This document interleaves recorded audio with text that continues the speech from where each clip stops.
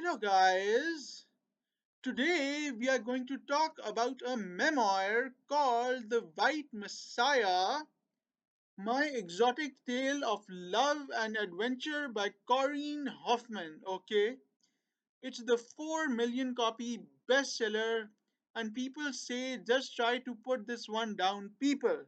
Okay, well, first of all, I really enjoyed reading this memoir. It's not a novel, it's a memoir, and the author of the novel is called Corinne Hofmann, and I believe that this is the author's first book that she's written. Okay, what happens is that this is basically become an adventure must read for American tourists and people who are interested in adventure. Okay, let's discuss what happened in the book now.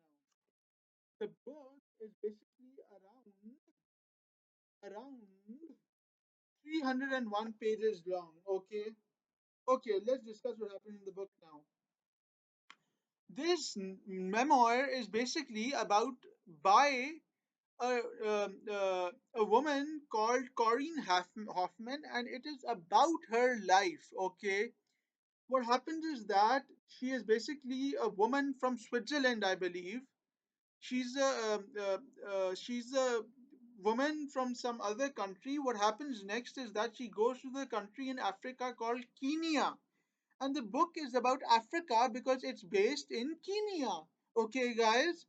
So she goes to Kenya to discover her and to fulfill her dream of seeing Africa and seeing the world. Okay, she goes to Kenya. She goes to.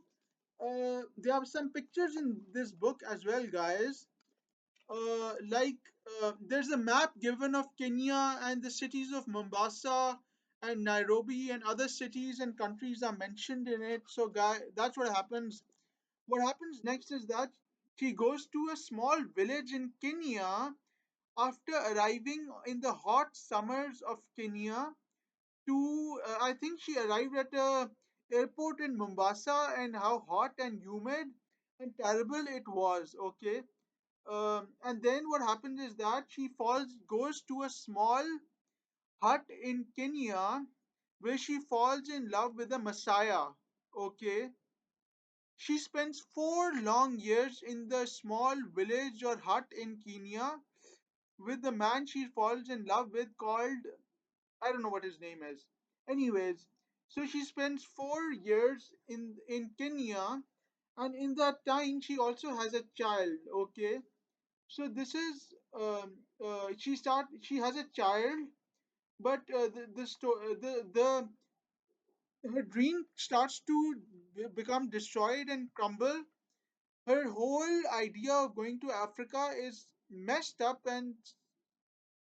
and destroyed. Okay, she does not want to live in Africa anymore because she's had enough of it, and she doesn't want to stay with her husband. And then what she does, I believe, is that she goes to Switzerland.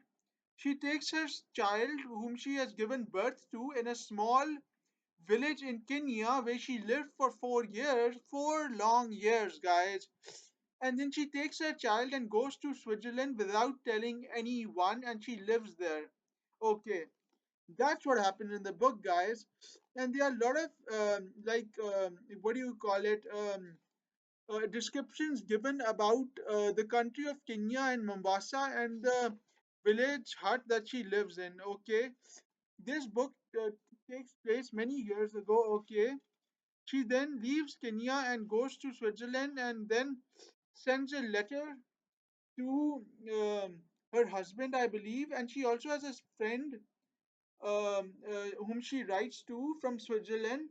She starts a new life in Switzerland, and that's what happens in the book, and that is how the book is all being summarized into, guys. Okay, that's Karen Hoffman in the book. Okay, she has written 3 books. She no no no. She has written um, 3 books based on her life, and she has written 2 sequels to The White Messiah. Okay, Back from Africa and Reunion in Barcelona. And she lived with her teenage daughter in Switzerland. As I told you before, she leaves Kenya and goes to Switzerland and lives over there with her daughter in Switzerland, guys. So that's what happened in this memoir. It was a very well written, brilliant memoir about Africa and about Kenya. Bye, guys.